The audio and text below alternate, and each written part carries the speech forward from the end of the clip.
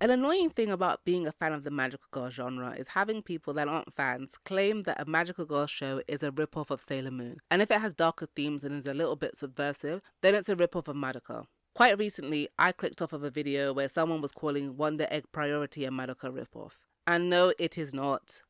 Wonder Egg Priority was complicated, but that's a discussion for another day. So Pretty Soldier Sailor Moon is an iconic series, but you don't need me to tell you that because I've told you that so many times.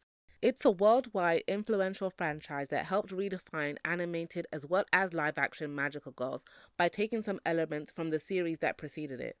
What Sailor Moon did do differently was introduce the super team of magical girl warriors inspired by Super Sentai, aka Power Rangers. That aspect has become so popular that it's what a lot of people love and expect from the magical girl genre today, from series all over the world, like Tokyo Mew Mew, Catch Teeny Ping, Witch, Winx Club, Lolly Rock, and of course, the massive and ever-growing Pretty Cure franchise. But those series came long after Sailor Moon had ended in 1997. It's interesting to look back at the titles that came out while Sailor Moon was still airing that also featured teams. Of course, two series come to mind, 1994's classic isekai, Magic Knight Ray-Earth, and 1995's Romeo and Juliet inspired Legendary Love Angel Wedding Peach. Out of these two, only the latter gets labeled as a ripoff. I'd wager that Wedding Peach gets labeled as a Sailor Moon ripoff more than any other magical girl series out there. When I first discovered Wedding Peach, it was when I was still in secondary school, and I wanted to create my own magical girl story. I thought it would be cool to have a trio where each of them was named after a flower. At the time, the only other flower-themed magical girl I heard of was Lunlun the Flower Child. Flower Angel? It goes by many names. Anyway, after a quick Google search, I found Wedding Peach and was a little bit upset that someone had the flower name fighting trio idea before I did, but also thinking to myself, this really looks like Sailor Moon. After watching it for the first time, I saw the obvious similarities. Then I came to this weird realization that I had actually seen an episode years ago on a bootleg VHS with different anime compiled together. Big up to my mum for buying all those OVAs back then. We had a lot.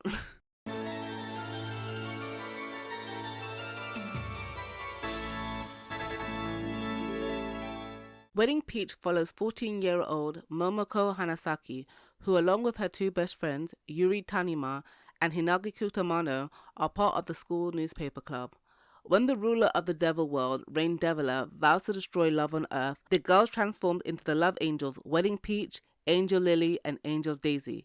They vow to stop the devils and protect love. Wedding Peach is so closely tied to Sailor Moon, even more so than Revolutionary Girl Utena is. Tsukihiro Tomita was the lead writer for the first two seasons of Sailor Moon. When he left in 1994, he wanted to go forward with a story idea he had for a while of a romance anime inspired by Romeo and Juliet. To ensure that the anime would be a success, he went to Shogakukan Shoujo magazine Chow in help of creating a manga first as a presentation to investors and sponsors, namely toy companies.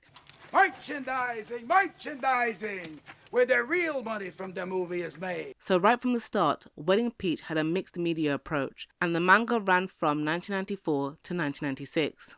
Manga artist Nao Yazawa was brought on to do the artwork.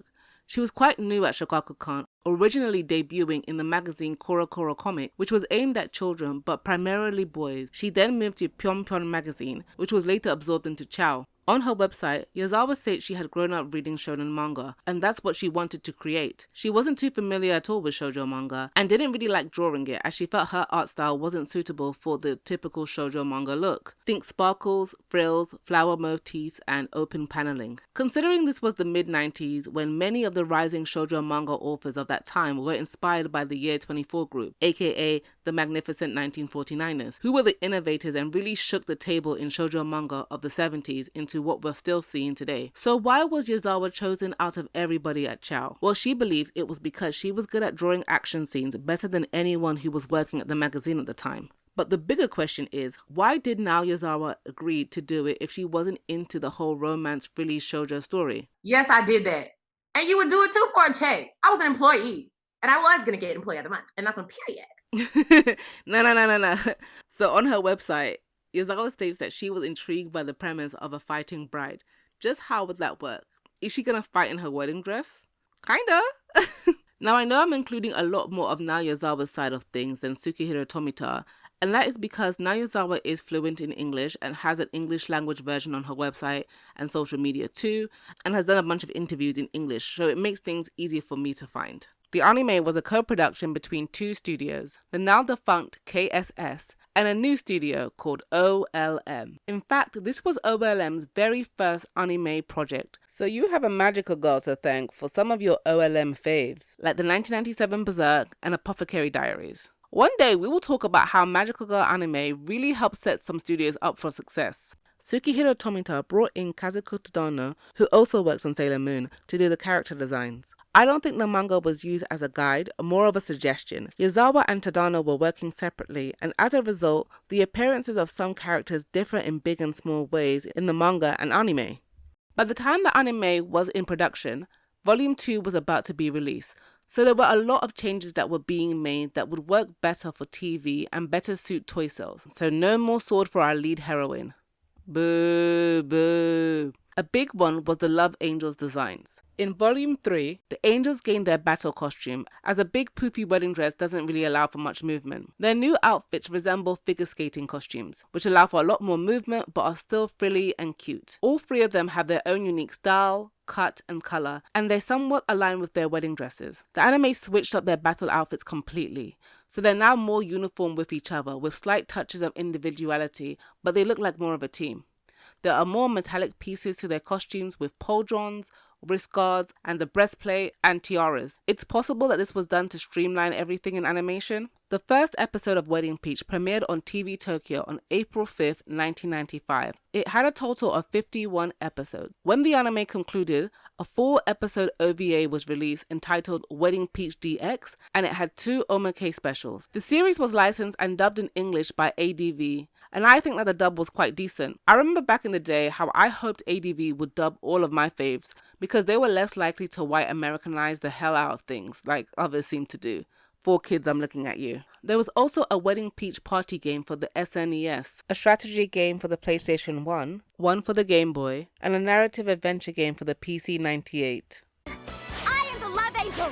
I am Wedding Peach, and I am extremely angry with you. The first episode of the series pretty much follows the same plot as the manga. We are first introduced to Momoko wearing her late mother's wedding dress and ruby ring while she flips through her parents' wedding album. Mama, 似合う? 私もいつかきっと素敵な人と出会ってママみたいに幸せな結婚するからね。きっと幸せになる。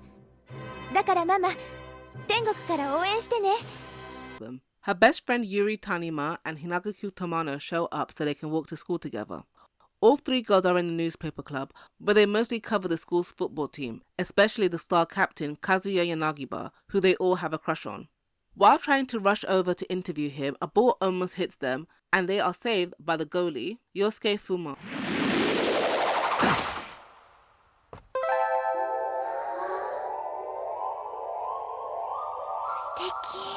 He yells at them for walking onto the football pitch while there's still a match going on, and denies them access to Captain Yanagiba.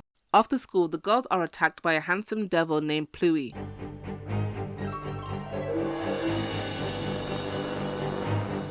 who has been stalking them since the morning he felt something called the love wave coming from Momoko's mother's ring. He demands that she hands it over to him, and obviously Momoko refuses.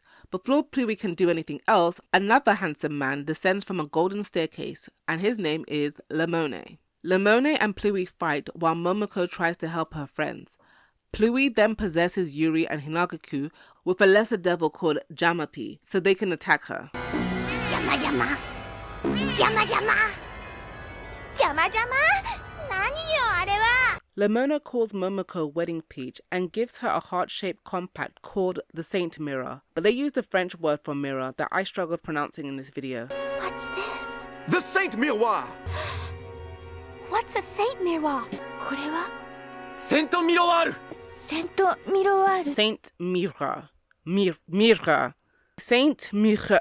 My class was made to take German in high school. Allow me. The compact opens up to reveal Aphrodite, who tells Momoko that the only way for her to save her friends is to become the legendary love angel Wedding Peach.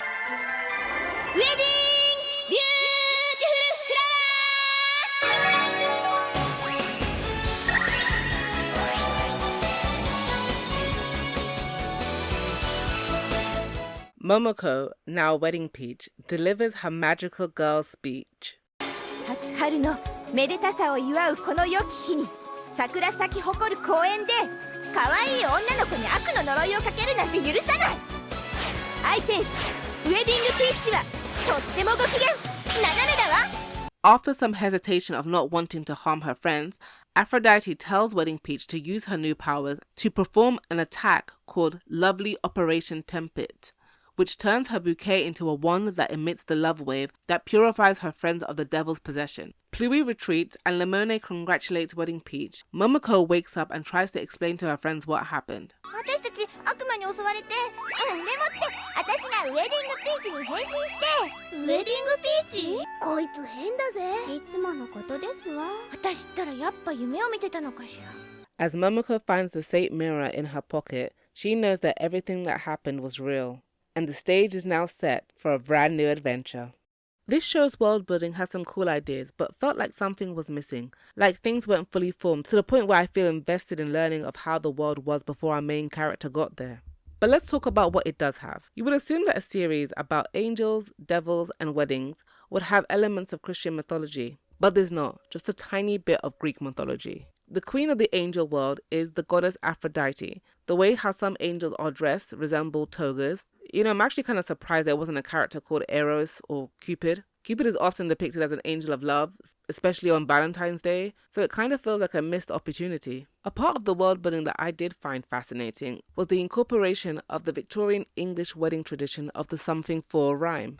Something old, something new, something borrowed, something blue, and a sixpence in your shoe. That last part usually gets left out. But according to the rhyme, these are all the things that a bride must have on the day of her wedding to ensure that her marriage is a happy one. Each item represents something significant. In Wedding Peach, long ago in the forest of the angel world, there was a maiden angel named Pistil and a warrior angel named Etamine. These names are amazing. They fell in love and got married. On the day of their wedding, Pistil wore an old ring that was passed down from mother to daughter for generations, symbolizing tradition, the something old. On her head, she wore a tiara that held a secret prayer for future happiness, the something new. Around her neck, she wore a pendant that was lent to her by her close friend that symbolized friendship and generosity, the something borrowed, and a pair of blue earrings that signified hope, purity, and nature, the something blue. Together, they stored the Saint Something Fall inside Castle Roseburg, where they emitted the love wave to spread love and preserve the angel world.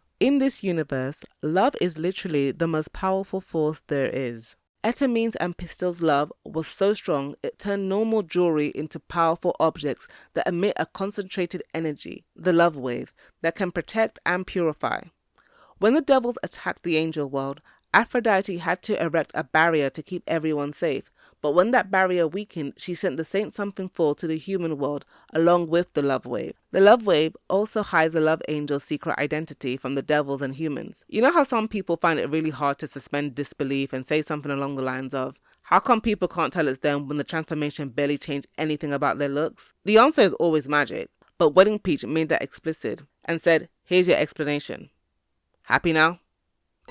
It is only thanks to the strong wave of friendship the love angels feel for one another that they've been able to keep their identities hidden from the devils. In other words, the energy of their friendship formed a barrier. And this barrier is what kept their identities from being known. Clark Kent can wear glasses and comb back his S-car, and nobody knows it's him. Why are you acting like magical girls are the only one? Anyway, there are moments in the series where the girls can use their love angel weapons without transforming, to use a low-level attack or communicate with Aphrodite, and even perform psychic readings. Hey, since when have you been able to use psychic powers and stuff?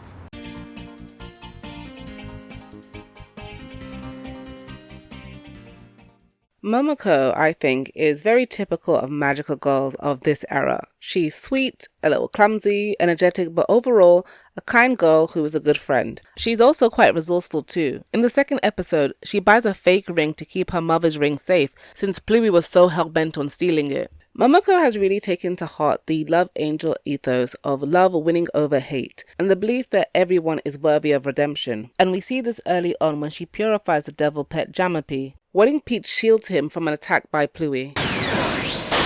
Huh?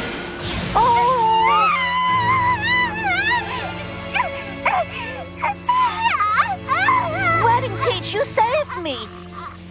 And when Jammer P later defects from the devils and goes to the Love Angels to try and help them, Yuri and Hinagaku are distrustful of him, but Momoko is the only one to believe in him and give him a chance. What are you up to? I'm telling the truth, I swear! No way! You used to do all of Pluey's dirty work. We can't trust a devil like you! But what if he's not lying? Don't be silly, Momoko. Momoko lives with her father Shotaro, who is a photographer. At the start of the series, Momoko believes that her mother Sakura is dead, but her father later on informs her that Sakura is still alive. She left mysteriously, only saying that staying would endanger their lives. Yuri is a very polite, graceful and well-mannered girl. Right. You can call me Angel Lily. I'm pretty new at this super bright thing, so I hope you'll help guide me along. She's the more level-headed and studious of the three, but can sometimes have a little bit of a temper. She lives with her parents and her mother designs wedding gowns and owns a boutique. Sometimes, Yuri will even model the gowns in fashion shows. Yuri uses the Saint lip liner to transform into Angel Lily. I know they call it a lip liner, but it's lipstick. Anyway, Lily has a really pretty attack.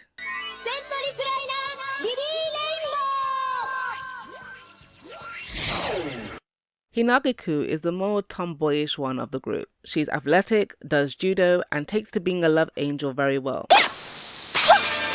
Now this outfit is way more my style. She's always quick to defend herself, her friends, and anyone who she sees being bullied. Hinagaku is the only one with a sibling, a younger brother, and her parents own a flower shop. Hinagaku uses the Saint Pendule, a wristwatch, to transform into Angel Daisy. Her attack is the Daisy Blizzard.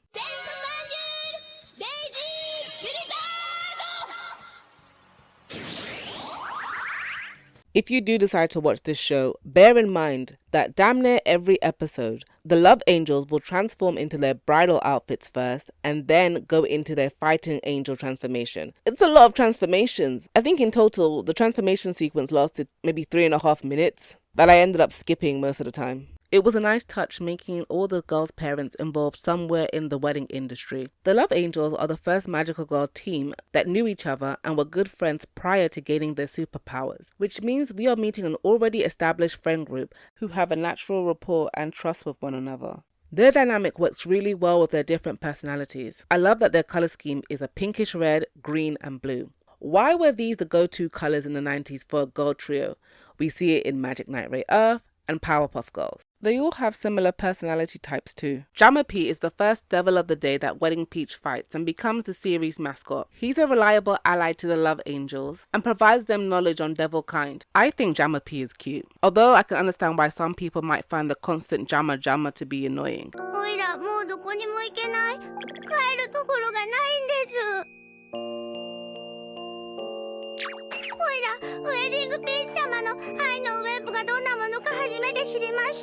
He also went through a significant appearance change from manga to anime, and I don't know which one I prefer more.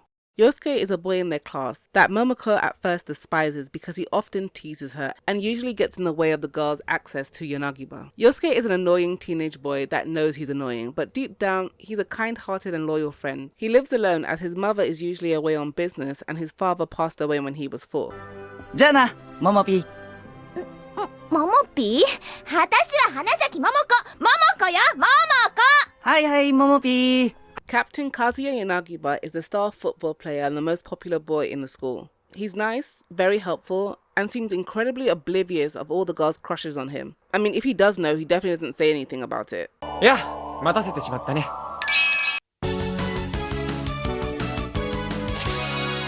Many of the early episodes are your standard Monster of the Week fare. Which was the style at the time. We're introduced to each love angel and their powers, and most of the episode's plots are about our protagonists being normal high school girls having their lives interrupted by the devil of the day. This is where all the early character and relationship development take place, particularly for Momoko and Yosuke. Then every so often we get an episode where we learn more about the overall myth arc of the series. One of the early episodes that stood out to me for all the wrong reasons, and I recommend you skipping it, was episode 7. It starts off with the trio running a survey where they ask all the boys at school which features that they find most attractive about a girl. And babes, when I tell you it's all downhill from here, the girls admire how in love a very athletic couple, Yukiko and Takashi, are. When the girls ask Takashi what he likes most about Yukiko, he talks about her athletic ability and her slim physique. からさ、相思相愛だってみんなに噂されている君に、ユキコさんの魅力について聞きたいんだ。そんなの決まってるだろ。あの華麗なジャンプは細くしなやかな体だからできる。ゆっこはまるで脳をかける小鹿のようだ。だから好きなんだ。That's fine. So Yukiko's family owns a rice shop and she limits herself on how much she eats so she can maintain her figure. This inspires the girls into doing the same so they can stay in shape for Yanagiba. 柳葉様の愛を勝ち取るために今日からシェイプアップいたします。よし、私も。俺も。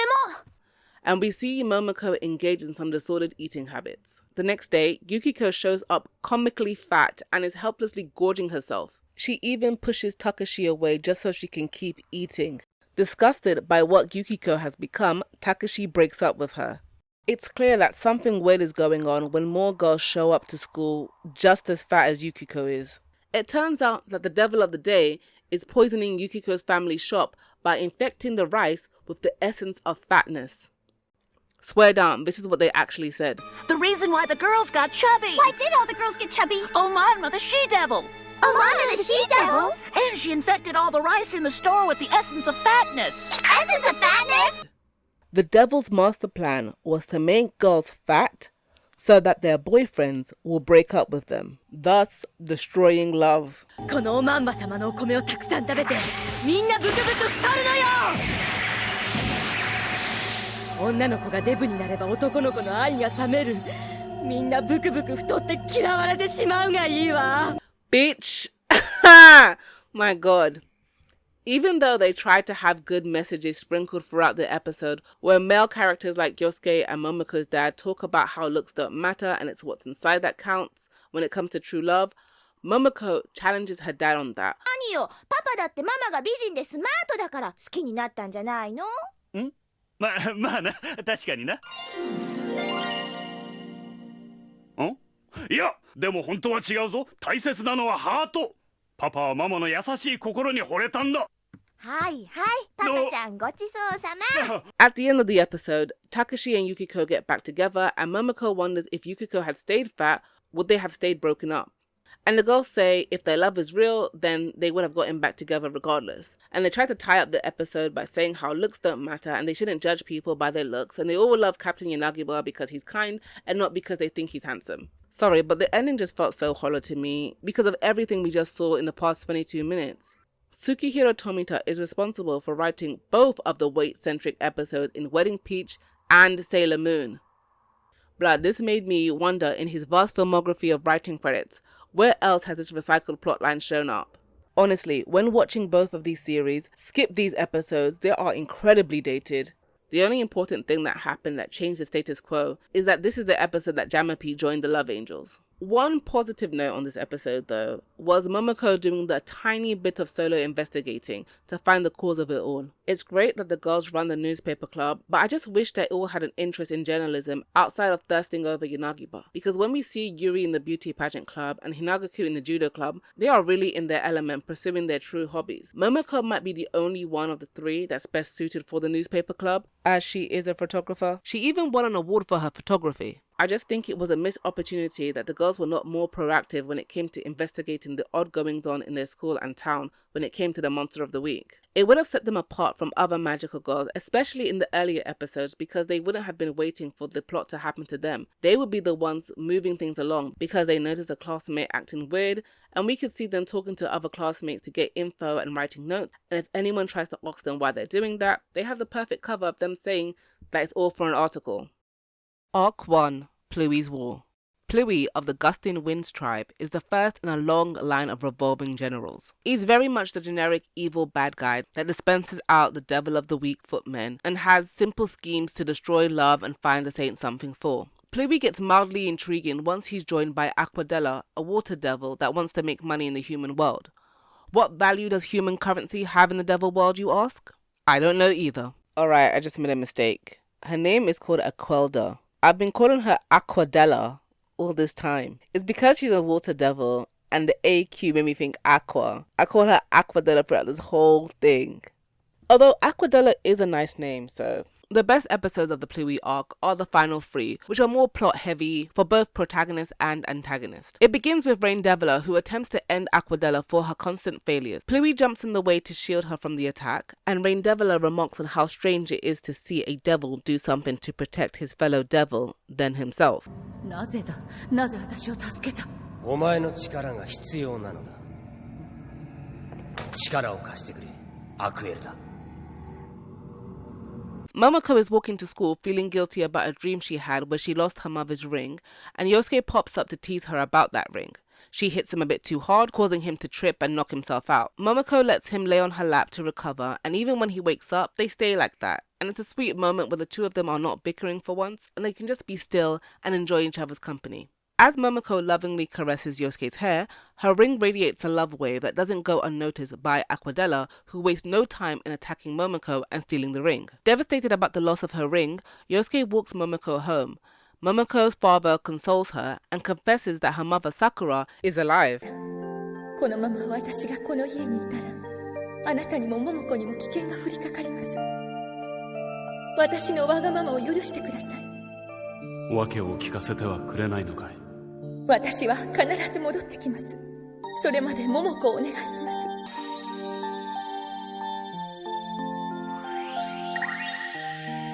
あなたと桃子を心から愛しています。Aquadella brings Momoko's ring back to Pluie, and he confirms that it's one of the saints something for. They decide to go after Momoko together in hopes that she can lead them to the other 3. The next day, Yosuke bought Momoko a new ring, but goes out of his way to make it look like Yanagiba bought it. But when Momoko learns the truth, she thanks him and they mess about during cleaning duties. It's all cute, and of course the devils show up again to interrupt another cute moment. Yosuke protects Momoko from their attack with a strange force field that feels neither devil or angel according to Pluie. The other angels show up to help restrain Aquadella so Peach can purify her. Aquadella calls out to Pluie for help and he hesitates.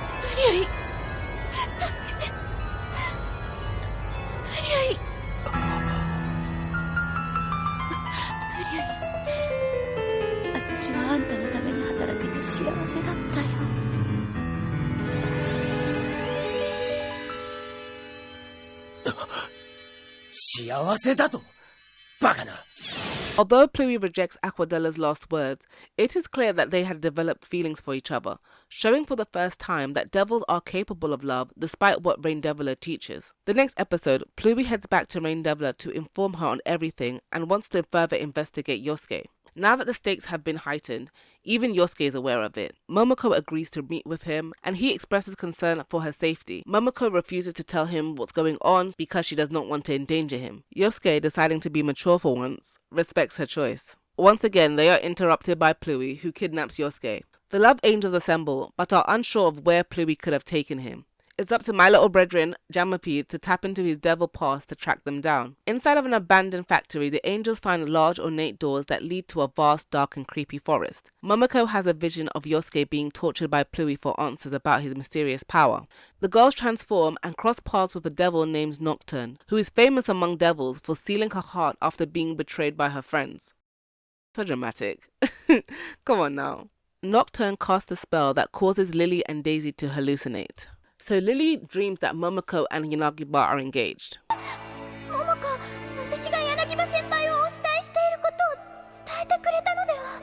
二人の仲を取り持ってくれるって。そう言おうとしたんだけど、こうなっちゃったのよ。でも、Momokoには陽介くんが。Now, did I miss something? Because I do not recall Momoko admitting her feelings for Yosuke to herself, let alone to Yuri, for her to tell Yanagiba that Yuri wants him. If I recall correctly, the original deal was for the 3 of you to be rivals in love, but never let it get in between the friendship. 一時休戦して、俺たちも食おうぜ。休戦？柳葉先輩は二人に譲れない。私だって。それはそれとして。Anyways, this was the best kind of hallucination of betrayal to use against Lily. Now, in Daisy's dream, she's being attacked by Wedding Peach, who tells her that she was secretly working with the devils all along and killed Lily.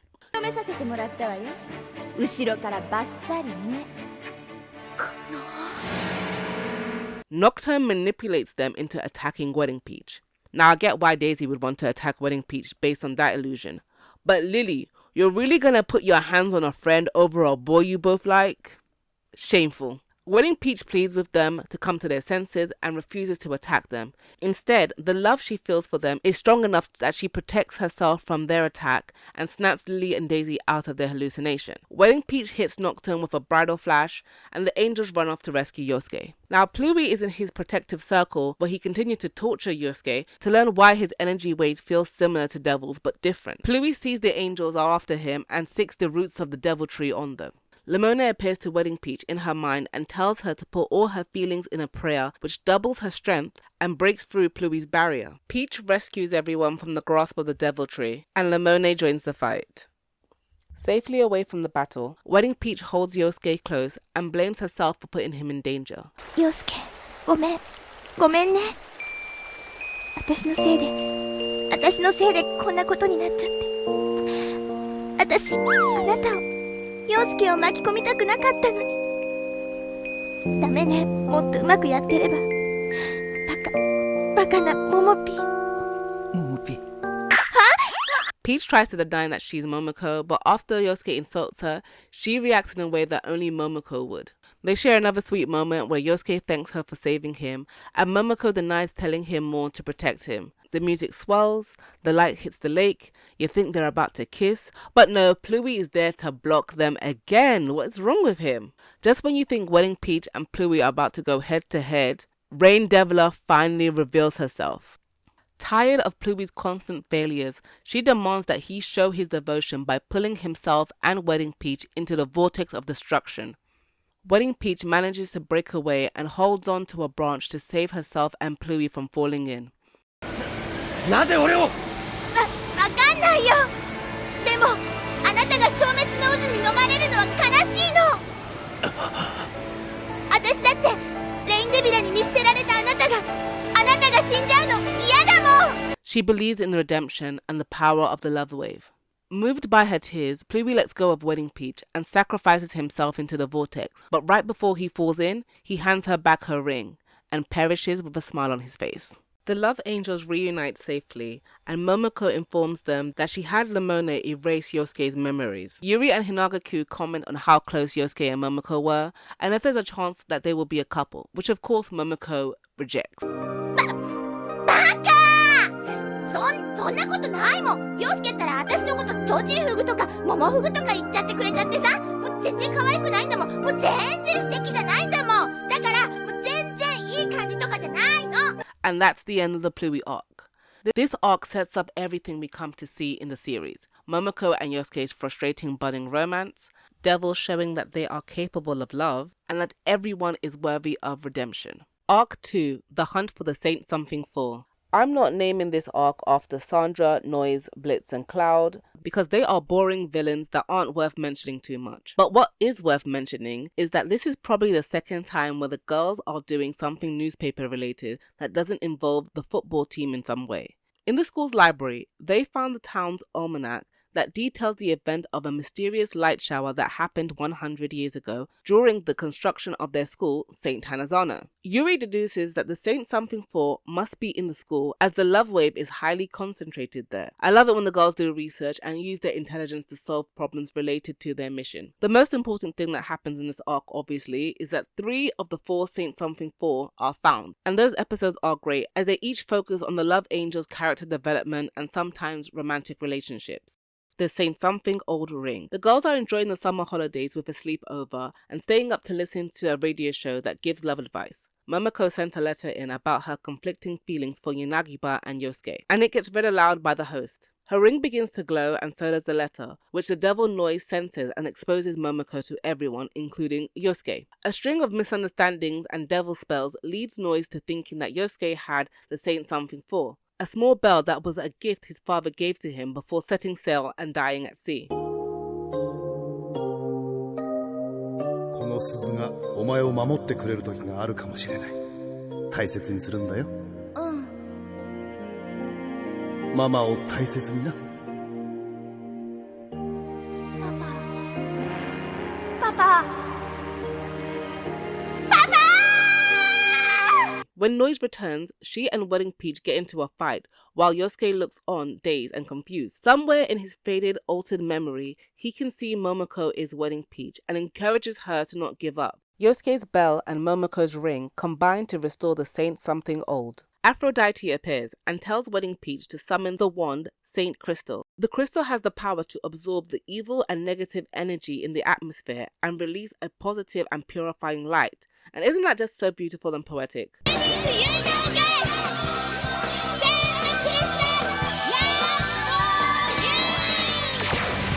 I love the fact that it was their most precious heirlooms that were passed down to them by their parents, symbolizing the oldest kind of love, the love a parent has for their child. Something blue earrings. Angel Lily discovers the Saint Something Blue during the school festival called the Test of Courage. It's basically like a haunted maze set up in the graveyard where the students dress up in costumes. Yuri strategically arranged a situation where she just so happened to end up alone with Yanagiba, where they could take a break to have a picnic under the stars. When Yuri is alone, she wanders off to an older part of the graveyard where she stumbles upon multiple statues of goddesses. There is one statue she finds that makes her saint lip liner glow. A path opens up that leads Yuri to an underground shrine where the Saint Something Blue earrings have been kept for over 100 years. Blitz shows up to snatch it away from her, and the Love Angels tap in to stop her. Angel Lily's lip liner and the earrings combine to make the Saint Astral Baton.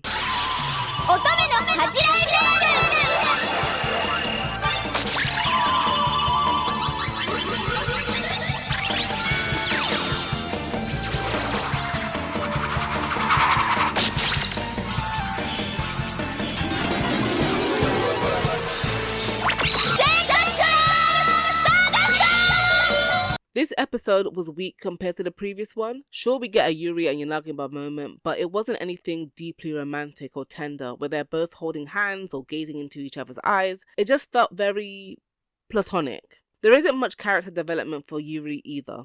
I like the manga version a lot more, as the Saint Something Blue was tied to Yuri's family. Yuri's maternal grandparents were sculptors who met and fell in love in France. They went to Japan to start a family and were married at the church in the Saint Hanazana school. When her grandmother passed away, her grandfather created a beautiful sculpture to be placed by her headstone. Just like the anime, the grave opens up for the earrings to rise and float towards Yuri. But the earrings in the grave were carved by Yuri's grandfather, and the Saint Something Blue took refuge inside of them. So yeah, she basically grave robbed her granny. Nao Yazawa made a similar joke. Something borrowed pendant. Hinagaku, gaining the Saint Something borrowed in the manga, is also tied with her family. Being the rough and tumble tomboyish girl she is, who doesn't always dress and act the most ladylike and feminine, Hinagaku's mother chides her about it, saying she'll have a harder time finding a boyfriend that way. Her mother lends her the pendant that was gifted to her by Hinagaku's father. Funny thing is, in Angel Daisy's introductory episode, Hinagaku's mother's pendant was stolen by Pluie's minion, who thought it was the Saint Something 4. How it goes down in the show is way different. While the girls are on a beach trip at Yuri's summer home, they meet a woman who saves a child from nearly being run over and yells at the driver for his recklessness.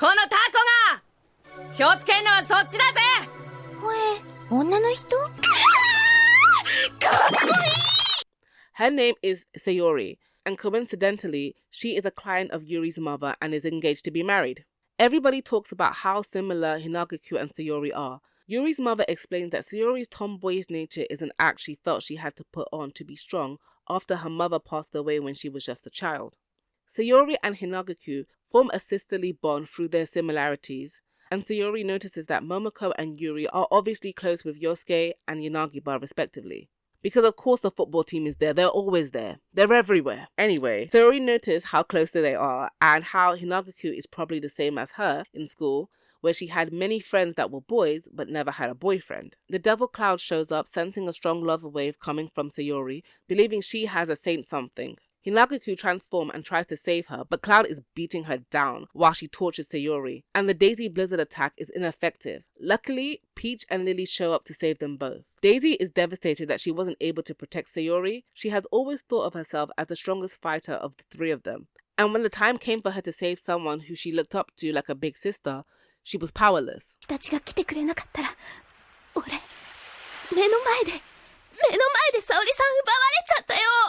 そんなデイジー、そんな風に自分を責めなくてもみんな俺が未熟なせいなんだ。何が愛天使だ。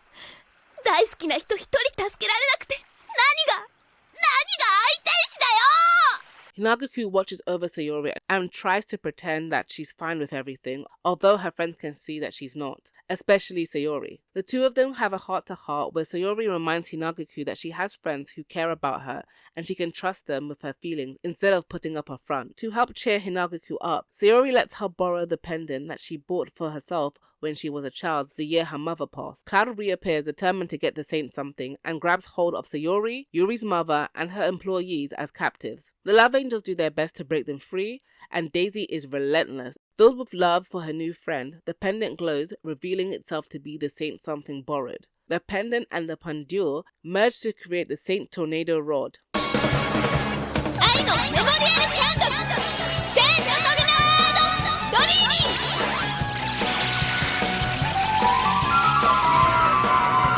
There's about 2 more episodes with Sandra, but I don't care about him.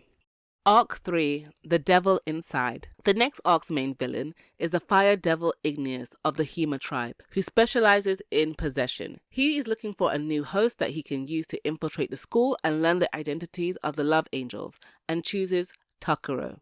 Takuro is a smart yet arrogant boy who was a childhood friend of Hinagaku. When we first meet him, this boy is bragging about being top of the class in test scores.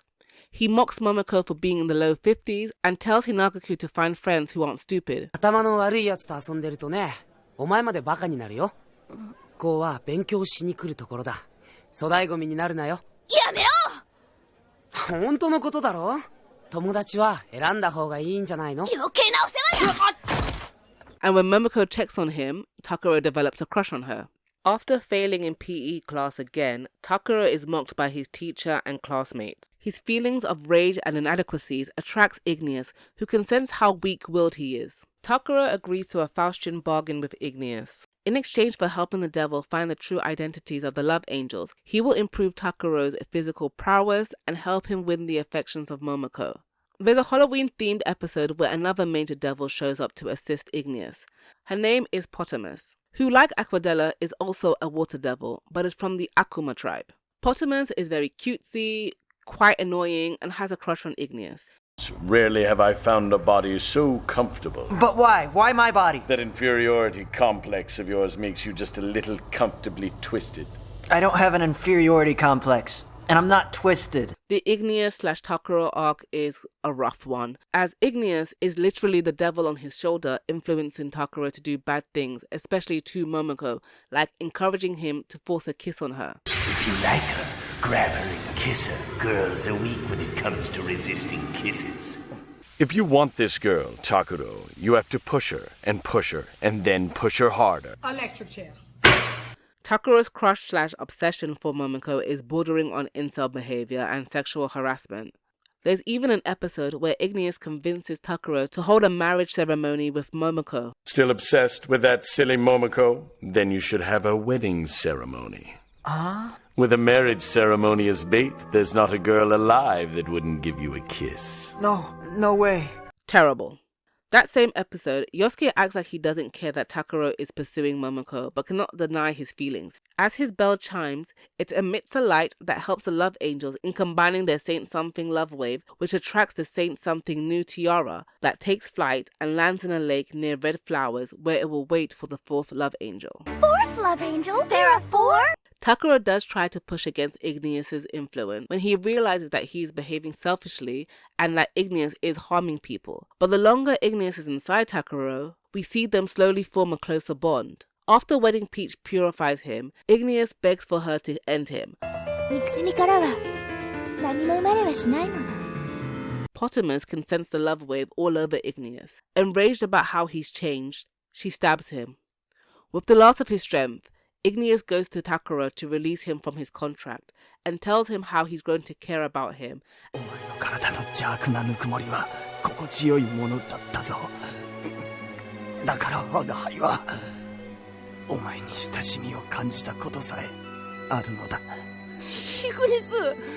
I mean, if you spend a long time inside another man, you're bound to catch feelings. What is wrong with me? Why am I like this? Look, I already know there's a bunch of Takuro Igneous fanfic out there. I don't even have to look. I know it's out there. Arc 4, It's Potamons. You know? She disguises herself as a student named Hiromi and sets her sights on Yosuke as she's attracted to his looks. As you can imagine, everybody hates Hiromi. Time for a big reveal. Dear Captain Yanagiba is actually the warrior angel Lemone. And long ago, back on the angel world, Lemone and Angel Lily fought side by side and they fell in love on the battlefield. Their romance ended tragically as Lily was killed in combat.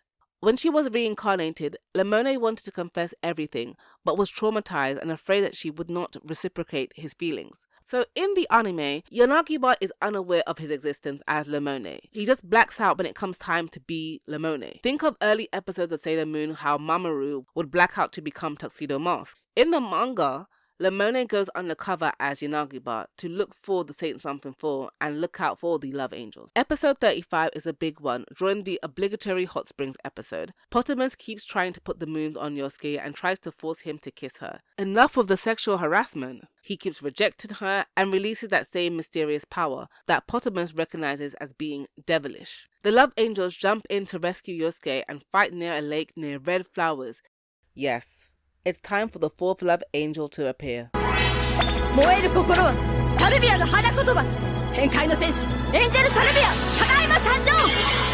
Angel Salvia is very different compared to the other three Love Angels.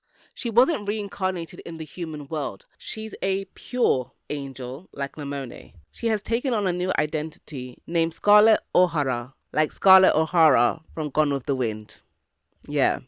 She is an extremely skilled fighter, a seasoned warrior, and wields the Saint Pure Sword, an undeniable weapon unlike the other three who have wands and batons. As a battle-hardened warrior, Salvia is very serious when it comes to winning the war against the devils.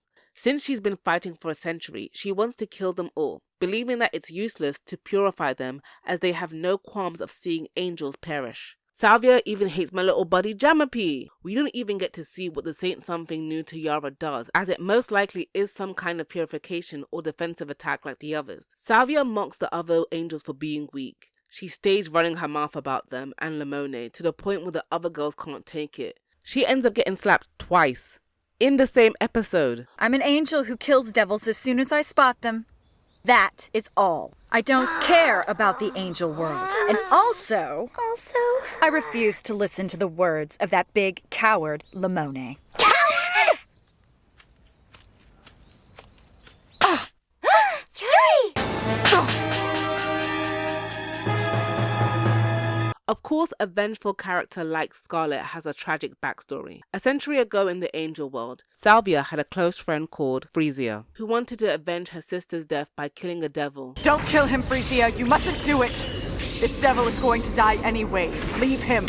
Frisia drops her weapon, but with her guard down, the devil takes that opportunity to kill her. Frisia dies in Salvia's arms, which causes her to have this immense amount of guilt and rage-filled vendetta for the destruction of devils. Scarlet's story in the manga is slightly different. She was a reincarnated angel born in Japan but moved to America when she was a child and had recently returned. Scarlet was actually the first love angel that awakened and gained all of her memories of her past life. She does have a grudge against the devils for killing an angel named Celeste, who she and the original Lily and Daisy were sent to aid, but that grudge isn't as intense as it is on the show. Back to Potamons, who is trying her hardest to get Yosuke to love her. He firmly rejects her by telling her he has feelings for someone else. Enraged, Potamon opens up a vortex to sink the school into the devil world. Potamons then gets informed by other devils that she's no longer welcomed in the devil world, as she has continuously disobeyed orders and committed the worst crime of all in Raindevila's book. She fell in love with a human. Potamons is a funny one. She's attracted to Yosuke because she senses devil vibes from him. I think being in the human world had a profound effect on her, where she dreamt about getting married to Yosuke in the devil world, as if that would ever be permitted under Raindevila's rule.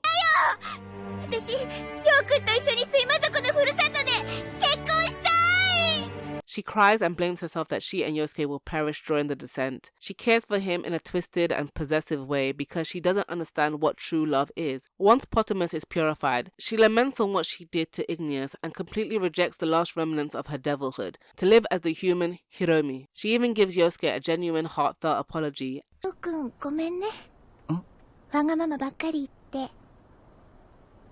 ヒロリンたら愛し方を間違ってた。分かったの。愛は奪うんじゃない。与えるもの。みたいな。She ends up with a man that looks suspiciously like Igneous. This is him in his human form. I'm sure of it. Arc 5, The Devil You Know. The main devil for the first half of this arc is Pitora, and he is uninteresting, annoying. I hate him. He might be the only devil of this series who isn't worthy of redemption. Pitora poses as a bad Bruce Lee parody called Iwamoto, a grown man that likes to bully kids. Hinagaku should have beat him up more. Iwamoto devil charms his way into becoming a teacher at the girls' school, where he starts making crazy rules like cancelling winter break and turning the staff and students into his servants. The girls complain to Scarlet about their new teacher, and she reminds them that they are the newspaper club and that they should write a scathing article about him. Yes. They link up with the football team to form a protest against Iwamoto's winter break cancellation and encourage other students to join them. Love everything about this. The girls showing their leadership skills and rallying the students to stand up to a corrupt authority figure. It's a great message for the kids watching. Enough about Iwamoto. He has like 2 episodes left before he's gone. This arc is where we see everyone coupling up. During a battle against the Devil of the Week, Lemone gets injured and Lily holds him close as he depowers and turns back into Yanagiba. They embrace and declare their love for each other. It's official. Yuri won. In episode 41, Yuri plans a romantic ski getaway for the couples. Hinagaku is worried about feeling like a fifth wheel, but Yuri tells her not to because she's invited Takuro. Takuro still has the bracelet that his first love Igneous gave him. He wants to be useful to the love angels and help any way he can to atone for all his sins. Hinagaku still insists that it's safer for him to not get involved. Takuro's bracelet has become some type of talisman that emits a love wave of its own, and it helped Daisy when she was in trouble. Pitora launches his last stand against the angels, and Raindevila appears to all of them again, just like before, and creates a vortex of destruction for Pitora to drag Lemone in. Lily tries to save him, but Lemone knows that the angel and human worlds need Lily more than they need him, and chooses to sacrifice himself into the vortex. Alright, time to talk about the devil we know. Since the Pluie arc, we have known that something is up with Yosuke. Devils like Noise and Potamus were attracted to him. And Potamus even said that she could sense devil DNA coming from him.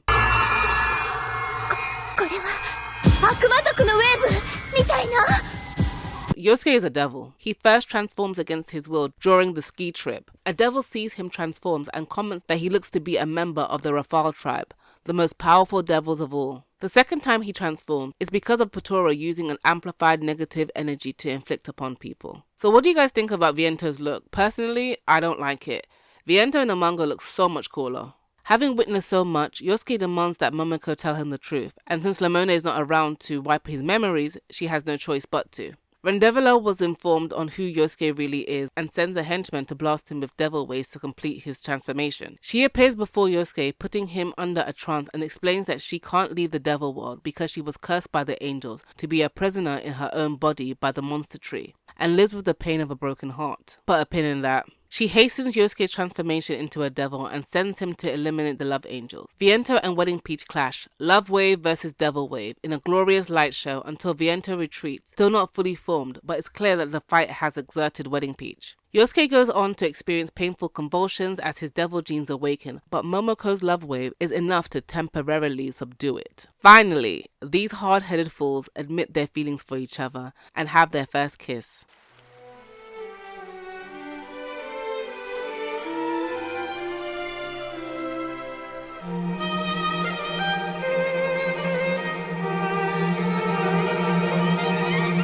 Episode 45 is a major one. Momoko's mother Sakura has finally returned. Sakura is the love angel Celeste, and she is Aphrodite's sister, meaning that unlike Salvia, who is pure angel, Hinagaku and Yuri, who were reincarnated as human, Momoko is half angel. Sakura goes on to explain what happened during her time in the Devil and Angel War. About 15 years ago, a powerful devil warrior of the Rafale tribe named Uragano appeared and destroyed Castle Roseburg. Hold up. Rewind back to episode 17. On a summer's night about 100 years ago, a mysterious event occurred. A heavy rain of light, known as the light shower, fell upon the town of Hanazono. So which one was it? Was it 100 years ago or 15 years ago? Confusing timeline aside, Aphrodite sent her 4 guardian angel warriors to the front lines. And let's get into these retro sci-fi costumes though. The quartet fought off most of the devils, but Uragano's powers far outweighed them. He took out Lily and Daisy first and rendered Salvia unconscious, leaving Celeste to face him one-on-one.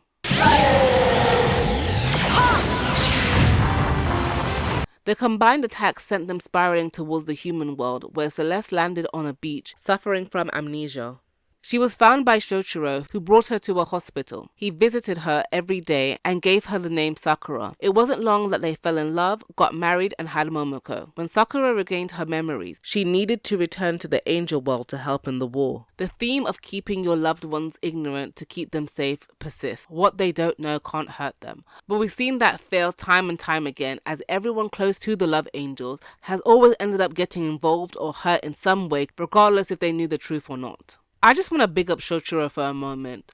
After learning that his wife is a warrior from another world and that his daughter has inherited that power and that responsibility, he's really supportive and chill about everything. In most Magical Girl series, parents and guardians are usually in the dark unless they too are a magical being. When the parent or guardian is regular, they usually keep the info to themselves with a knowing wink or sentence directed to the main character. There are very few examples that come to mind where a parent or guardian were told the truth and we get to see their reaction to how their daughter was running through the streets saving the world. I think it was Fresh Precure that did it, and maybe Pre-Tier, but I haven't watched that in time.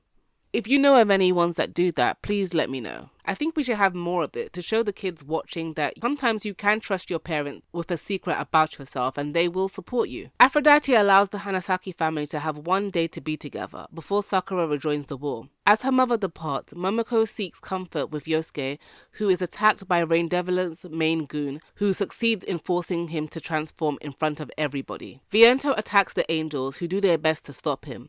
They're all holding back, with the exception of Salvia. Their powers do nothing and they are quickly overwhelmed by him. Momoko watches on in shock, and it takes Jamapi to snap her out of it. She sees the scarf that she had crocheted for him, and transforms into her bridal angel form. She begins her speech like she has done nearly every single episode. 穏やかな海のこの良き日に愛する人が悪魔だなんてこの呪われた運命が許せないアイテンスウェディングピーチはとってもご機嫌 Too far gone, Viento readies his finishing blow, only to be engulfed by Angel Celeste's lava wave and turned back into Yosuke. どんなに辛くても愛を信じ続けるのです。陽介が悪魔だなんてそんなの嫌だ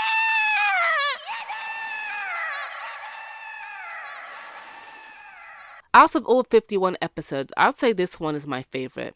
It's very character focused with Momoko and her family. We delve deeper into the lore and the history of everybody, and the plot has advanced further enough for the final episodes. Momoko is bedridden, emotionally drained, and the three love angels contemplate their next step. Scarlet is like there's no need to deliberate. He's a devil, and Momoko can find another boyfriend. She knows that the other two are not about that life, so she goes off solo to hunt Yosuke down, who is still unaware about Viento. Angel Salvia runs up on him, ready to strike. Luckily for Yosuke, Hinagaku and Yuri show up to save him. The angels are really fractured at this point. It gets worse when a devil minion forces Yosuke to transform. Lily and Daisy go to protect him, but are stopped by Salvia. She wants Yosuke to transform, so that they will have no choice but to kill him. Now the angels are straight up beefing, trading blow for blow. The devil minion gets caught up in the crossfire and unleashes a massive amount of dark energy into Yosuke. At home, Momoko has a vision of Yosuke falling into darkness, calling out for her to save him. She wakes up to see the peach blossoms he left her, radiating with love, and knows that she is the only one who can save him. Wedding Peach appears, determined to purge him of his devilhood. Yosuke experiences an existential crisis about his identity. According to one of Raindevila's lackeys, Yosuke's father, Uragano, had a similar experience to Celeste when they landed in the human world. He fell in love with a human woman and had Yosuke. A squadron of devils were sent to retrieve him, but noticed that love had changed him, and he refused to rejoin the war. As punishment, Raindevila sentenced Uragano to death. And now you're telling us that you'll take Viento, warrior of the Raphael tribe, the son of the man you killed, back to the creature that ordered his father's death?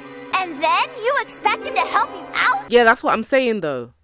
Yosuke is a good kid who has sense, so when he hears the truth, rejects the devils, and for the first time, willingly transforms into Viento to challenge the devils to a fight. Yosuke is on Team Love Angel and uses his devil powers to help protect them, which surprises Salvia. Viento's bell rings and brings forth a vision of Uragano. Long ago, the devils lived peaceful lives, and all three races coexisted and rarely interfered with one another.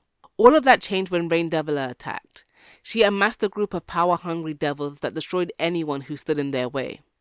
Raindevila's hate-filled ways made her incredibly powerful, and her power allowed her to ascend so high that she decimated the entire society. 我が息子ビエントよ、すべての悪の根源はレインデビラ。奴だ。レインデビラを倒せ。それこそが我がラファール族の、いや、悪魔界全体の名誉を救うことになる。父さん! Oh, and Yanagiwa, he saw the angels transform and it triggered his memories. Final arc, Attack on Raindevila. I'm pushing it calling the last 2 episodes an arc, but I don't care. This is my video and this is how I've chosen to waste my time. Yosuke seeks out Jamapi for help and how to enter the devil world by himself. The ritual consists of him drawing a pentagram, lighting a candle, and summoning the mysterious door. The same door from when Pluby kidnapped Yosuke. He plans to fight Raindevila by himself, and I don't know why he's so sure that he can actually win. He would need to fight a whole devil army to get through to her, and even then, Raindevila would easily F him up. He just became aware a week ago and barely has a handle on his powers. Like, boy, go and sit down somewhere. Momoko stops him from leaving, saving his life again, because Raindevila is fired up and has commanded an army of devils to go to Earth. Is she birthing them? Anyway, Raindevila and her spawn descend on the town, driving out the light and leaving red tendrils of hate everywhere. The angels and Viento gather to protect the town, and Lemone is back, yay! With their combined might, they drive out the devils. The final battle is upon them, and with the show called Wedding Peach, you know the last episode had to have a wedding ceremony. Yuri and Hinagaku plan a wedding ceremony for Momoko and Yosuke. It's a small intimate gathering of their closest friends. Hinagaku, Yuri, and even Scarlet are Momoko's bridesmaids. Momoko wears her mother's wedding dress and the girls present the Saint something for Momoko to wear. The ceremony is really a way of all her friends showing support for Momoko and Yosuke being together, and for everyone to share a happy moment before they enter the devil world to face Raindevila. But there isn't time to celebrate love, as Aphrodite tells Lemone that Raindevila has broken free from the roots of the monster tree and has arrived in the human world. All hands are on deck. The love angels are putting down all the devil spawn with Lemone to back them up. Raindevila has had enough and takes out the love angels one by one. Wedding Peach and Viento go after her together and she snatches them up. The angels combine their love wave to shine on Raindevila, who does her best to fight it. Wedding Peach shows a vision to Raindevila of how the monster tree attached itself to her. Raindevila was never cursed by the angels. The seeds of the monster tree grew from within her, watered by tears of blood-red hatred.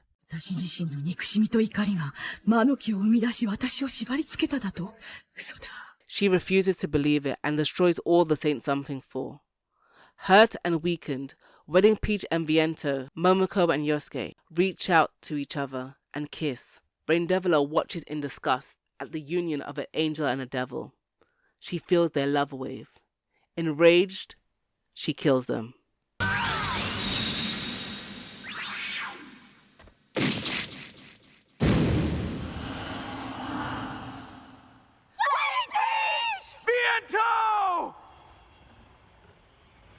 Two factions, both alike in dignity. In Saint Hanazano, we lay our scene. For never was a story more woe than this of Yosuke and his sweet Momoko. That was too good. Let's get the bell per. As they lay dead on the floor, Raindevila can still feel their love wave. Not even death can tear them apart. Their love wave engulfs her and destroys the monster tree. The queen of devils' hatred is quelled, her broken heart mended. Raindevila accepts defeat as a love wave from inside of her heals Momoko and Yosuke. The Saint Something 4 are restored once more. The war is over. The power of love has triumphed. Our heroes gather together to watch the sun rise. And that's the end of a funny little show about fighting brides. No more, nothing else. Mind if I ask a few follow-up questions? There's just some things I've been jotting down along the way. But why was Raindevila so mad in the first place? I intentionally didn't talk about Raindevila's backstory in the recap because it deserves its own section, because it has aggravated me ever since I watched this show the first time back in 2007 on YouTube. It's the reason why I made this video and chose to structure it this way. The Queen of the Devils, Raindevila. I must say I like her design. The long black hair, the red eyeshadow, the purple lipstick combo is a whole vibe. Her lines are iconic. 愛する者に会ったらその恋する者を殺せ。愛する者に会ったらその愛する者を殺せ。そして結婚する二人に会ったらその二人を殺せ。この世の愛を恨み、この世に愛がある限り、憎しみの心は癒えぬ。I admire the level of hateration in her dancerie. So her backstory goes like this. Long ago, or when she was a young devil, she went to the angel world and fell in love at first sight with the angel Etamine. When his fiancée Pistol went over to kiss him, Raindevila became enraged and was blown away by the Saint Something Falls love wave. Distraught and upset and filled with feelings of rejection and hate, her tears watered the seeds of hatred that grew the monster tree that would imprison her. She assumed that she had been cursed by the angels for daring to love one of them. Yeah, Raindevila took over the Devil Society, started a war against the angel world that spilled over to the human world, all over a man she found attractive. And what really gets me bare vexed is that Etamine never knew she existed. They never met. She didn't introduce herself. The man didn't even know what she sounded like. Babes, when I say he never ever even felt her presence, he don't know you. 一人の天使が現れ、私からエタミーヌを奪った。 He didn't know you at all, and you did all of this because of him? Stand up! Stand up! Bitch, you killed your fellow devils over this. Tore families apart. Yosuke lost his father. Salvia and Lemone both have PTSD. After all of that, she's purified. Raindevila just gets to leave and fly off into the sunset. Where is the justice? Where is the accountability? I'm sorry, but this was such a weak backstory for a villain. And this is an anime-only thing. The manga never explained Raindevila's past. She was just an evil ruler that was evil. And I get wanting to flesh out your antagonist, but this was not it. The thing is, I'm not even opposed to unrequited love being a motivator, okay? Queen Beryl, when she was regular Beryl, had unrequited love for Prince Endymion. But at the very least, he knew who she was before she became corrupted by Queen Metalia's evil presence. Okay, so that was my initial reaction the first time I watched. And it hadn't changed when I watched it again for the Sparkleside podcast. But rewatching the show for the third time and ruminating on Raindevila, I began to rethink things as I went over my notes. So bear with me now. Raindevila said she fell in love at first sight. The thing is, this series does not believe in love at first sight. Because every couple, from major to minor, did not fall in love at first sight. Yes, they had an attraction, but it took time for their feelings to blossom, like a flower. Raindevila fell in lust. When she saw Etamine and Pistol kiss, she felt envy, and then wrath. That is 3 out of 7 sins. So of course she was cast out of the angel world. Now, some of you are thinking, Aishyo, that sounds like a reach. But does it though? It makes sense. The implications are kind of there, just buried very, very, very deep. Besides, this is how I chose to interpret the text. With that said, I still think more could have been added to flesh out Raindevila's backstory and tie into the larger theme of the show. If I could tweak it, Raindevila's backstory would have been another Romeo and Juliet. Let's say Raindevila did meet an angel, not Etamine, another one. We'll call him Angelo. They actually fell in love and wanted to get married in secret. And then Pistol found out and snitched to the angel elders, and they could not allow such a union to take place. So they tried to banish Raindevila, but Angelo jumped in the way to protect her and was killed. Raindevila was distraught and tried to retaliate, but was outnumbered and cast out. The angels then buried the truth and lied to everyone, saying that Angelo was killed by Raindevila. This will show that the angels are not all these goody two-shoes. They are flawed, just like the devils, and will further drive home the point that they have been making throughout the series, that the devils aren't these maniacal evil beings and are actually capable of love. Plus, Momoko and Yosuke's love story Their symbolic wedding union is proof to Raindevila that an angel and a devil can be together, and it won't always end in tragedy. They can have their happily ever after, in the human world of all places. So at the end, when Raindevila is purified of her hatred and reverts to her old self, she can now lead the devils in a new age of peace between them and the angels, or she can die peacefully and reunite with Angelo. That's my first and last Wedding Peach fanfic. Since this is a series where love and romance take center stage, let's talk about them, starting with the best. Momoko and Yosuke, our Romeo and Juliet. And just like their Shakespearean inspiration, they were just as star-crossed. They mirror each other. Neither of them would exist if not for the war. Their parents were important high-ranking warriors of their factions, who faced each other on the battlefield, which caused them both to find love in the human world, where they would both have a half-human child. Momoko and Yosuke's relationship is a metaphor for interracial love. Might not be the best one, but it still is one. But it's crazy. An angel and a devil can't have a life together. She doesn't care that he's from a different race. That's how Momoko loves people. When Momoko is trying to reach out to Yosuke, she reminds him that regardless of her being an angel or him being a devil, they are humans. They were raised in the human world, and that's where they fell in love. We watched them go from bickering teens that were attracted to each other but too stubborn and embarrassed to admit it, then become close friends, and then finally maturing into romantic partners who fight to protect one another. I give their first kiss 5 out of 5 Jamapies.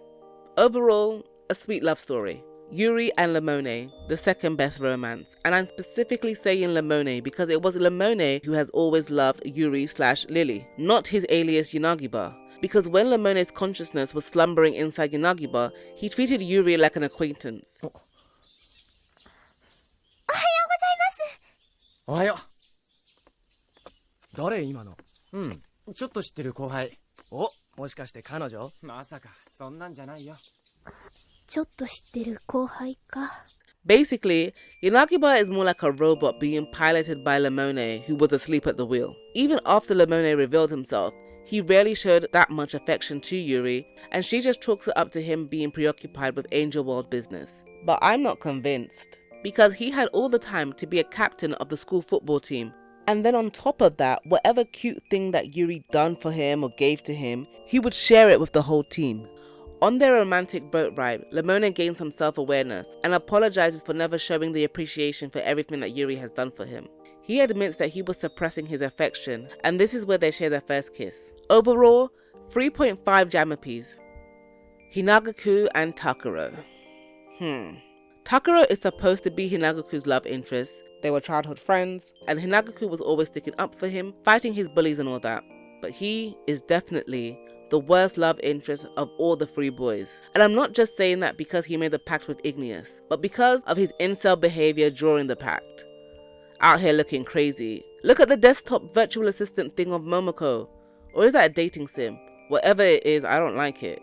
It's nice he got redeemed, but my biggest gripe is that Hinagaku's love interest was interested in Momoko. In the manga, Takuro would follow the girls around, and they all thought that he had a crush on Momoko or Yuri. Hinagaku didn't think that he had feelings for her, but he confesses that he's always liked her ever since they were kids, and admired her strength and bravery. I don't understand why they didn't have him be all about Hinagaku in the anime. It's so obvious. Takuro is insecure and not athletic. He sees Hinagaku crushing over Yanagiba and thinks making a pact with a devil to be a superstar athlete will make Hinagaku see him as more than just a friend. After the episode with Sayori, you would think that there would be a bigger focus on Takuro and Hinagaku going from childhood friends to lovers. That felt natural instead of Yuri and Momoko pushing them to be together, because it just feels like Hinagaku had a boy just thrown at her. When Hinagaku was worried about being the 5th wheel on the ski resort date, Yuri told her she invited Takuro, and this was her reaction. Out of everybody in the world, why'd you ask Takuro? Now look at the final scene where all the couples are standing at the edge of the cliff. Momoko and Yosuke, hugged up. Yuri and Lemone, hugged up. Hinagaku and Takuro, they aren't even touching. They look like buddies. Yeah, it's clear that the plan was to have each girl be paired up by the end with a boy from each world. Yosuke, devil. Lemone, angel. Takuro, human. Anyway, time to rate their kiss. 0. They never kissed. This is so unfair. Hinagaku's my favorite. She's like Makoto and Buttercup rolled into one. She deserves a better romance than this. Now, when it comes to Scarlet, I'd realized that I had greatly misremembered the show. I was certain that she was a lesbian, and Frisia was her girlfriend. I was like, duh, of course she's so mad. They killed the love of her life. But when I rewatched it, I was like, oh, okay. Guess I was wrong. Which brings me to my next point. The show is very heteronormative for a magical girl show, and it would have been nice to have at least one queer love somewhere to further reiterate that romantic love can develop anywhere with anyone. Although, I will say there is some queer coding / subtext to Salvia. そのクールさがグッドです。男子部の方からも絶対スカーレットさんを入れてって、もう大変なんですから。男の子。お芝居より興味ないわ。スカーレットさんってクール。The last scene where everyone is all paired up and watching the sunrise, Scarlet is sitting with Jamapie and wistfully thinks about one day experiencing a kind of love for herself. Now, in the manga, Scarlet ends up with an American boy called Dean Butler. Yes, like Rhett Butler. He's a nice boy. That's all I have to say. Now, in the OVA, Scarlet does get a love interest with this man. This grown-ass looking man. But don't worry, we'll burn that bridge when we get to it.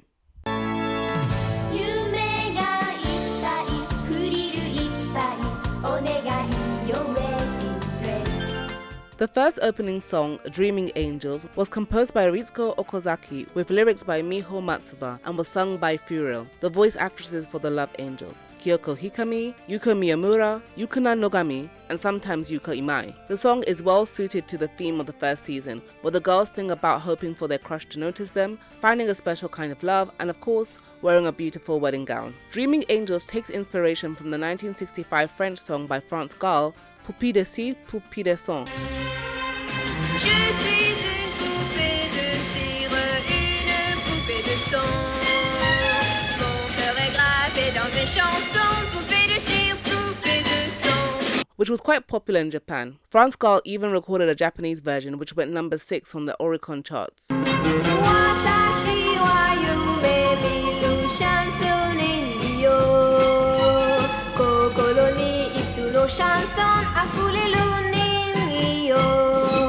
Fun fact, another magical girl show, Sugar Sugar Rune, used the melody for their theme song too.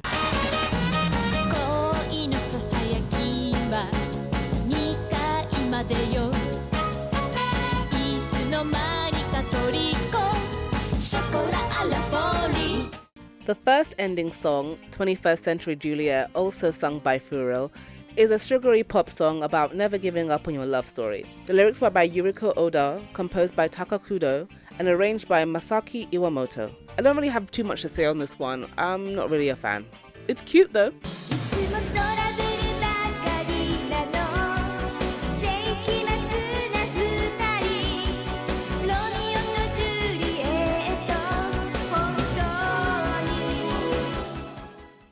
Wedding Walls, Love is a Flame. The second opening song, the only one not performed by Furiel, but by Arina Nakajima, is my favourite. As soon as those first notes came through, oh, it made me want to strut.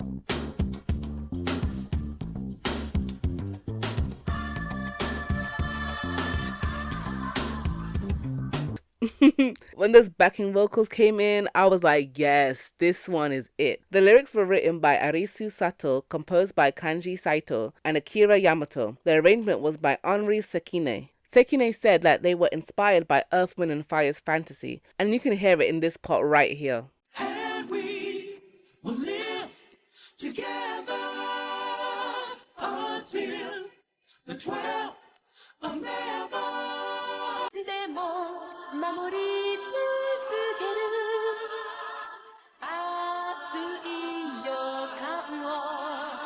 This explains why this song is my favorite, because I love me some Earth, Wind and Fire. Wedding Wars is about Momoko and Yosuke's love being a burning flame that can't be extinguished. Even though she's an angel and he's a devil, and they are caught up in this war where they are expected to be enemies, they have chosen love and will unite as one in a sacred wedding vow. The song plays throughout the second season and I live for it, especially when they include the guitar solo. I love this song so much that between me and you, so please don't tell anybody, I wrote an English version back when I was like, 15, 14?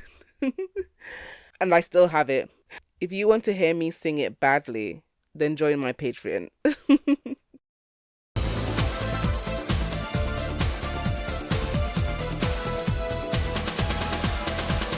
Virgin Love, also written by Arisu Sato. I didn't think that I would like this one, but I admit that it did grow on me. It's so upbeat and dance pop. Like, this is a song that would play at the dance party end of credits scene in a movie. So it wasn't surprising to see the Love Angels performing this number in the animated concert special.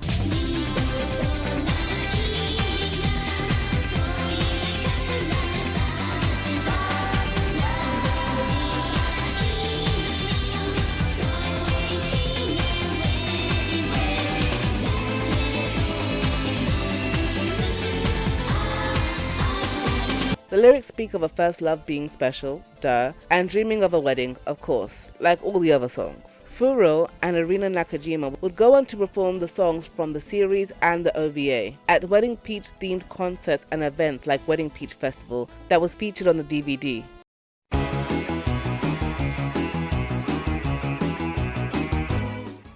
Like I said before, there was a sequel OVA.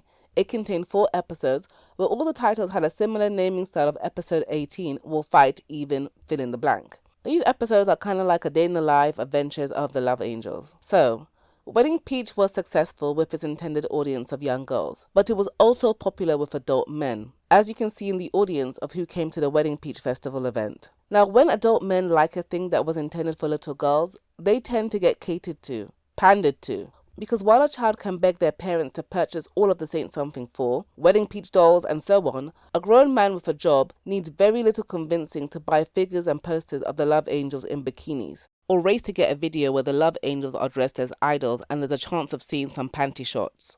This explains why the tone is so different in the OVA, as there is more of a focus on the girls' bodies. For example, let's compare how the transformation sequences were animated. Now yes, they are nude in both, and nude transformations in Magical Girl series is as old as dirt. But you can see there's a notable difference. In the mainline series, it's more of a silhouette, and in the OVA, they're showing more skin. And yes, okay, I might be bringing my own bias after watching things like Yuki Yuna is a Hero, where the transformations were highly sexualized, and also knowing that the target audience for that show was adult men. Well, I'm saying it was bare jarring. If you intend to watch the OVA and have photosensitive epilepsy, consider skipping the opening song because the flashing lights were too much. It reminded me that this is OLM, and they are the studio that have been doing Pokemon for the longest. And remember that infamous episode with the flashing lights? Yeah.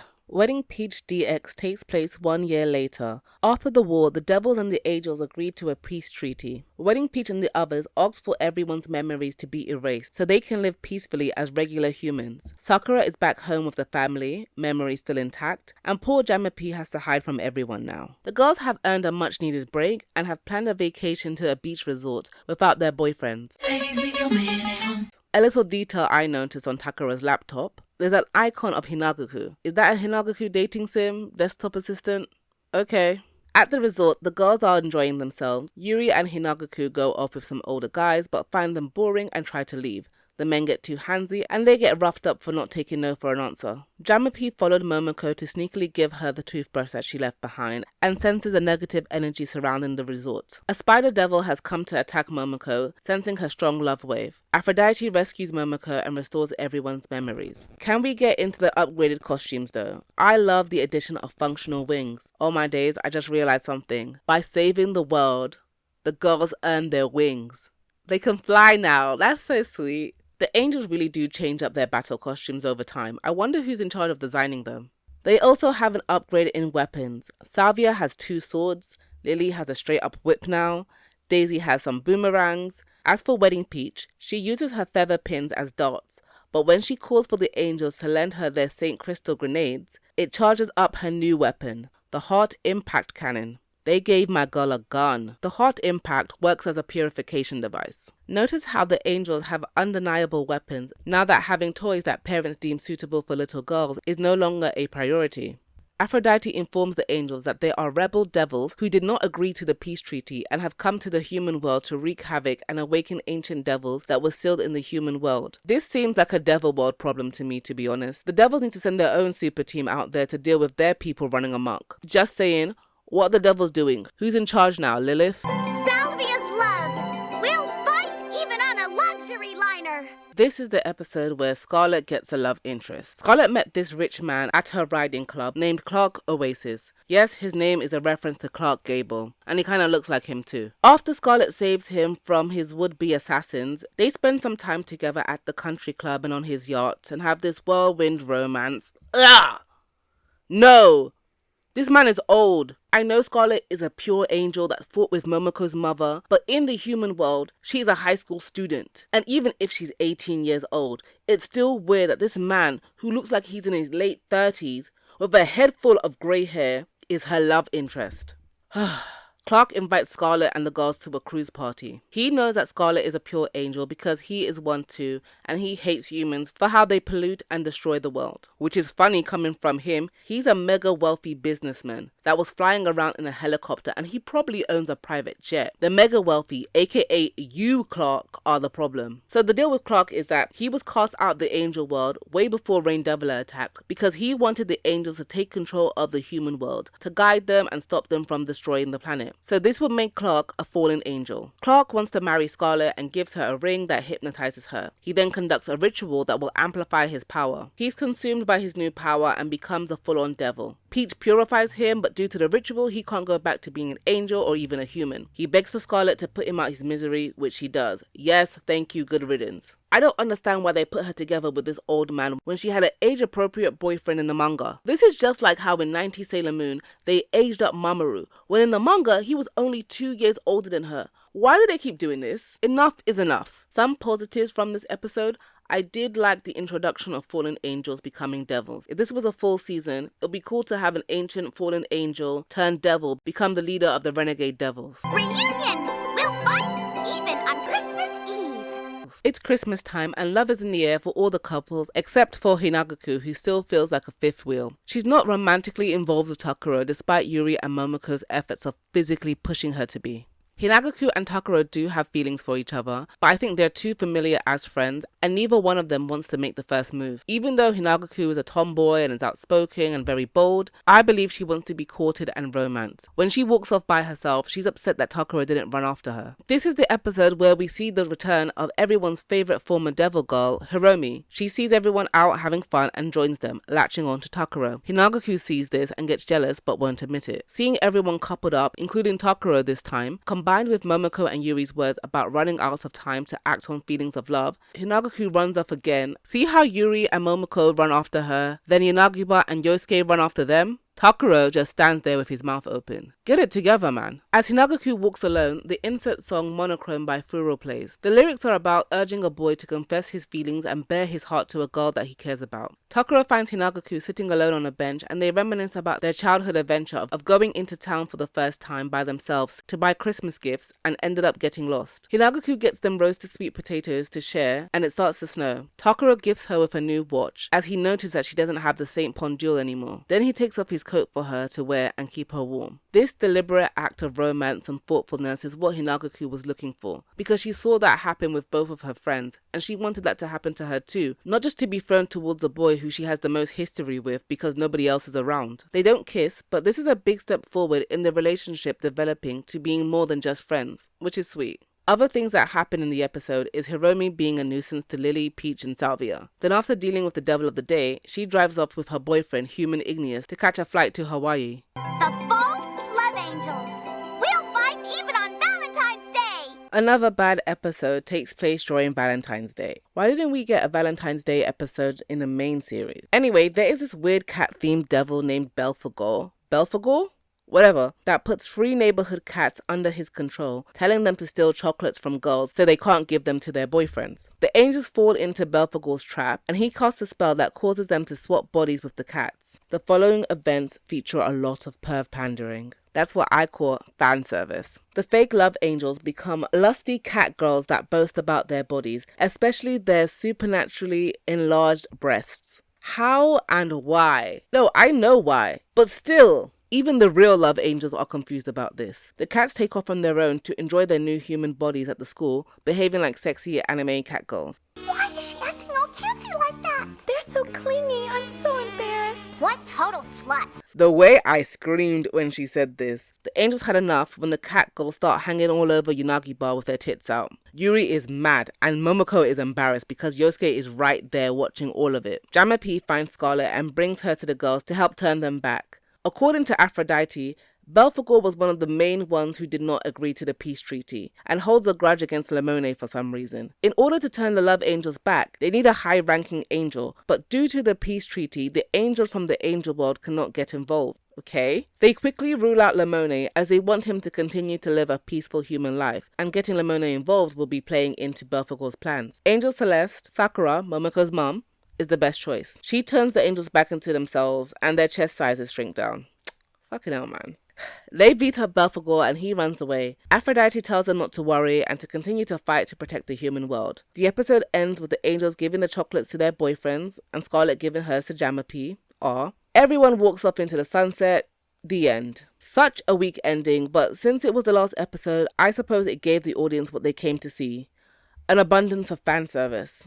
Positives. The love angels as cats were adorable. And this shot of Scarlet with a cigarette looking intimidating is cool. It's best that you just skip this OVA. Episode 1 and 3 are the only one that's worth your time.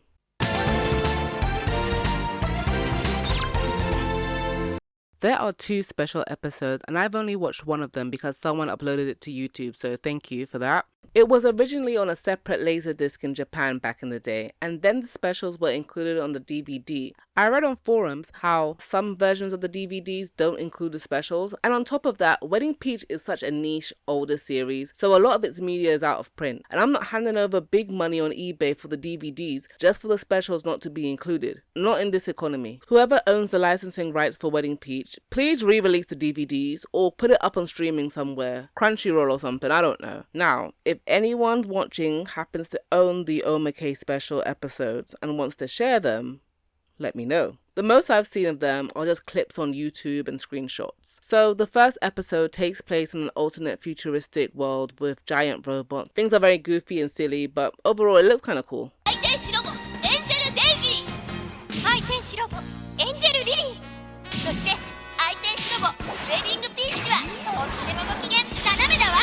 Then, in the second one, Hiromi becomes a love angel. She is now Angel Potamus, and good for her. If a fallen angel can become a devil, then a purified devil can become a love angel. Look at them, the team is complete, with 5 members.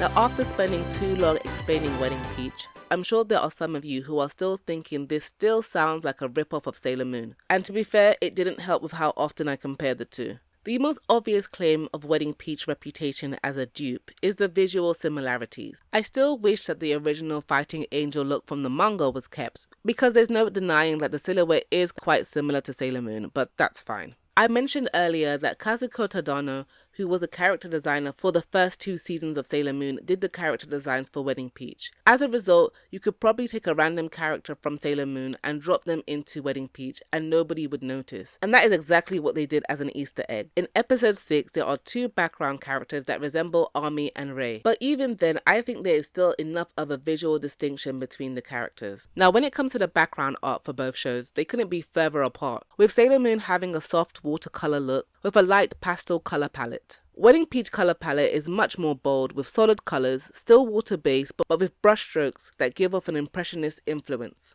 Another connection Wedding Peach has to Sailor Moon is that a few of the voice actors in Sailor Moon played the villains in Wedding Peach. Rika Fukami, Sailor Venus, was Aquadella. また現れたか、愛天使ども。ダルマ、悪魔の PK を見せてやるがいい。友達が教えてくれたわ。信じることの大切さを。子供たちは私が守る。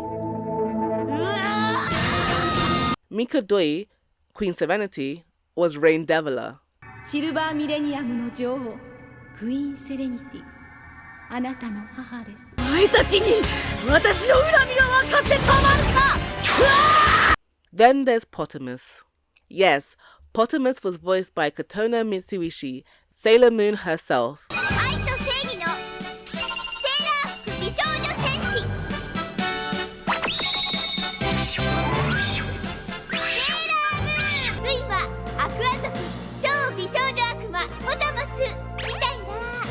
No wonder she wanted to be a love angel so badly. She can't quit that magical girl life. Episode 20 is the first and last time that Wedding Peach uses a tiara attack. Yeah, you can tell they were having some fun. But then again, Wonder Woman also used her tiara as a boomerang. If your costume comes with a tiara, you are required to use it as a weapon. Another reason why I think the rip-off claims have stuck so hard to Wedding Peach is because it employed many of the storytelling themes and archetypes that were popularized by Sailor Moon so soon after. And in turn, Wedding Peach helped codify them as tropes of the genre. Notice how I said popularized and not created. For example, the speech. This Wedding Peach はとってもご機嫌斜めだわ月に変わってお仕置きよ愛の戦士キューティーハニーさ The mysterious handsome savior. And of course, your boyfriend becoming temporarily evil. What I've noticed is that when people aren't familiar with a genre, their only knowledge comes from the most popular title. So when they see new titles that adhere to the conventions of that genre, they tend to accuse the newer entries and sometimes even older entries of being rip-offs, copycats, and dupes. PSA, not every video game about farming is copying Stardew Valley, because Stardew Valley did not create the farming sim genre. Harvest Moon, and maybe also Rune Factory, were the inspiration for Stardew Valley. Wedding Peach is an odd gem in the magical girl genre that is often overlooked and doesn't stand out as much as the other 90s magical girls. The manga is out of print and I was only able to read a few chapters that were jumbled around online. In 2023, it was republished in German with the subtitle Luxury Edition. Hopefully, we get an English language version too. Maybe Viz Media might pick it up again and put it on their app or something. I would love to see what the spin-off Wedding Peach Young Love was all about. I don't know if I can fully recommend the series to you unless you're already a fan of magical girls from the 90s. It's a tad derivative, yes, but to the point where it dances on the edge of parody. Through the making of this video, I learned how small yet dedicated the fandom is. Wedding Peach seems to have done quite well in Germany, because that's where most of the cosplayers I found were from. So it makes sense why they got the re-release of the manga. In 2021, Tsukihiro Tomita announced a new entry in the world of Wedding Peach, an online visual novel called Wedding Apple. The plot is relatively the same as the original series, but there are new characters of varying ages who have different attitudes towards weddings, love, and marriage. Based on the summary alone, they seem to have addressed a lot of the issues that I had with the main series and have modernized things quite a bit. There's a character who doesn't have a positive view on marriage. There is a 33-year-old single mother who runs her own business. Fuck yes, man. I love seeing older magical girls, grown magical women. And we finally have a lesbian love angel. Yay! This is what Frisia died for. In November 2024, it was announced that Wedding Apple will now feature voice acting. Thank you to weddingpeach.net, aka Hot Water and Milk on Tumblr, for providing translations and summaries of the character profile. Your website was such a big help during the making of this video. I would love to see Wedding Apple get an anime adaptation. Now is the perfect time. Ever since Sailor Moon Crystal, magical girls left and right have been getting remakes, sequels, and spin-offs. Before I go, please consider checking out Nao Yazawa's works. She seems like a really cool person. She authored a few how to draw manga books and she's quite active on social media. She's fluent in English, so drop her a nice comment on Instagram. This was a long one. I've been meaning to do a video on Wedding Peach for ages, but what spurred me to make it was rewatching ErynCerise's Mahou profile videos that discussed the history of magical girls. It was such a great series. Still sad that it's over, but I'm glad she did it in the first place. Big thank you to all my patrons for being patient. Cheyenne Lynn, Hariana Hook, Kemi, Mariah, M. Zaid, Jill Fins, Punk Rock Users, Des and Hill Richards Campbells, Hyphenated, Quinn, Sergeant Rock, Taylor Moore, Kirika, Jess M, and Malpertius. Thank you so much. I tend to get so sick more often these days. Let this be a reminder to everyone that we should still be masking. Take care.